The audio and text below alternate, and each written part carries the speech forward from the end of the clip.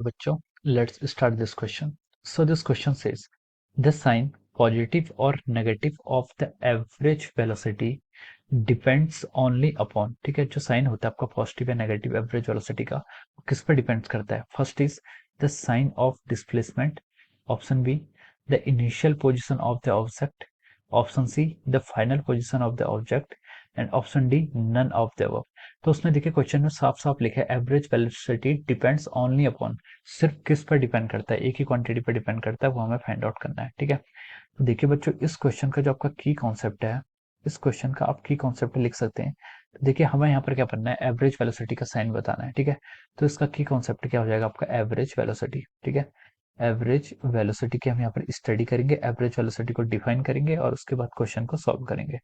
तो देखिए average velocity होती है, एवरेज वेलोसिटी को मैं ऐसे डिनोट कर रहा हूँ। ठीक है, ये एवरेज का साइन होता है। ठीक है, एवरेज वेलोसिटी होती है आपकी change in displacement divide by time taken. क्या लिख सकते हैं आप?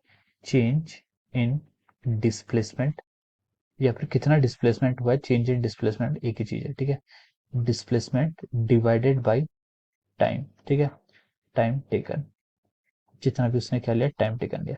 अगर ये एवरेज है तो एवरेज आपका किसी टाइम इंटरवल पर डिफाइन होता है। ठीक है, अगर इंस्टेंटेनियस होता तो एक एट ए पर्टिकुलर टाइम पर होता। ठीक है, तो देखिए चेंज इन डिस्प्लेसमेंट या फिर डिस्प्लेसमेंट क्या होता है आपका? Final position minus initial position.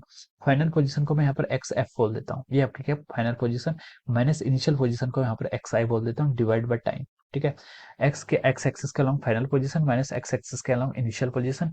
मैं यहाँ पर सिर्फ इसको एक वन डायमेंशनल मोशन की तरह ट्रीट कर रहा हूँ। ठीक है, ये रिजल्ट आपको जनरलाइज हो जाएगा। ठीक है, तो देखिए अब उसने क्या बोला है कि जो आपका नेगेटिव इसमें जो मैग्नीट्यूड आता है, जो आपका वेलोसिटी का नेगेटिव या फिर पॉजिटिव मैग्नीट्यूड आता है, तो बताइए वेलोसिटी का पॉजिटिव मैग्नीट्यूड कब आएगा? वेलोसिटी की वैल्यू आपकी पॉजिटिव कब आएगी? देखिए वेलोसिटी की वैल्यू तभी पॉजिटिव आएगी, ये क्या है, टाइम। टाइम आपका डिनोमिनेटर में, वो तो ऑलवेज पॉजिटिव रहेगा, टाइम कभी नेगेटिव नहीं हो सकता।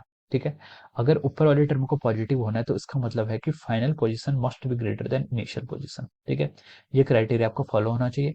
ये फॉलो होगा तो इसका मतलब आपकी वेलोसिटी हमेशा पॉजिटिव आएगी, एवरेज वेलोसिटी। और अगर एवरेज वेलोसिटी आपकी नेगेटिव कब आ सकती है?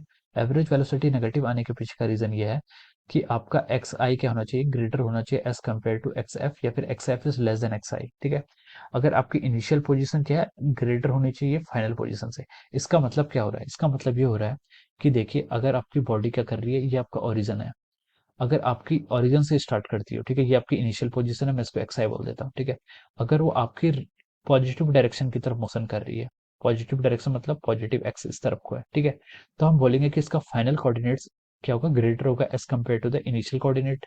ठीक है, फाइनल कोऑर्डिनेट आपका इनिशियल कोऑर्डिनेट से ग्रेटर है, तो हम बोलेंगे कि यहाँ पर इसकी वेलोसिटी क्या आएगी, पॉजिटिव आएगी।